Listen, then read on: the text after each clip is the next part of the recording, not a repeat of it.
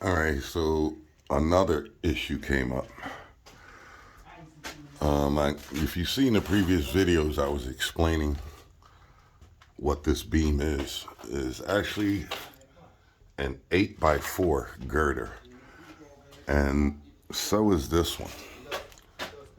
So when they laid this house out, turn of the century or just before that time, I would imagine they laid these beams and then they Morse cut the joists into them. That was probably their start after the foundation, which the foundation in this area was built on sand with no footing. Sand with pebbles in it. Find some around, I can show you. Here it is right there. Yeah. See? And when you pack it, it is hard. And I was saying in another video, we do get a fair amount of vibration in this area. And so the house settled over, from the 1800s to now. That was one thing. But then somewhere along the line, for the heating system, used to be an octopus down here. Probably it burned coal because I found coal in the soil buried under the concrete floor. So that told me it was an old coal furnace. I guess what we used to call gravity feed octopus, right? And one of the things they did is they cut this hole in this girder. They also cut it over here. You'll see that in another video. I explain why this is at an angle. However, so now they fixed the floor. And when they did, they jacked it up. And this crack right here opened up big enough for me to get my pinky in it. So I put this jack back because I have the two pipes running through here. And what made me notice it, this copper pipe was touching the top of this wood. And when it was installed, it was going dead through the hole.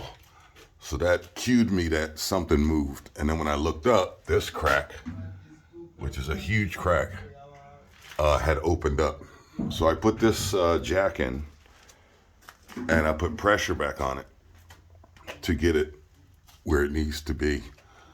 Unfortunately, if you go look, I drilled all my holes through my lines. This is the path that all the domestic hot water is going to take. And I'm not even sure if this is the order. 1/2 is first, second floor. R is recirc, and 3 is third floor. And if you remember from the other video, the third floor has its own hot water tankless heater. That's for 2 reasons. But regardless of that, is getting the piping right. So the first challenge I had is when I came through, I have the gas line here. That other line is going to be the condensate coming from the third floor mechanical room. And remember, these two, they're 2 2-inch vents. And they're strictly for the basement bathroom. And the ejector's hole is here. It's filled in with stuff now. And the whole idea is I'm coming through here with 3/4 pecks. So you see I got my holes there. So I asked the owners, of course, first, because my problem was I wanted to drill the beam in the middle. This hole's not too bad. But near the bottom, you got to be careful because I did it all the way down. So before it was done, I consulted with the owners. Actually, the owners of this property is an engineer. So before the holes are drilled, I presented the plan. We went over it on paper and figured out where the stress in the joist is and if it would be okay. So my drawing he liked. He went over, he came back, he said it's not a problem because the hole is not big enough to compromise the joist. But if that hole had to been twice the size, it'd not be a good idea. Or if you build a bunch of them, especially when you do all the beams all the way down, you literally could drop the house. But one of my problems, I got one high, and too low, because in between here I got these two 2-inch. I got a gas line and another one here.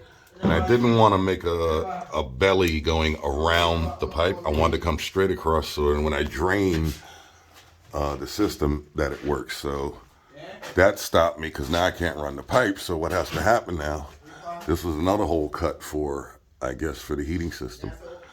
So now they're going to go back and sister this beam all the way down there, and then they're going to sister these two with another one. So that stopped me from running the hot water domestic for right now. I will get back to it. But that's kind of a little bit of a bummer because I was ready to come in and just yank them and put them in.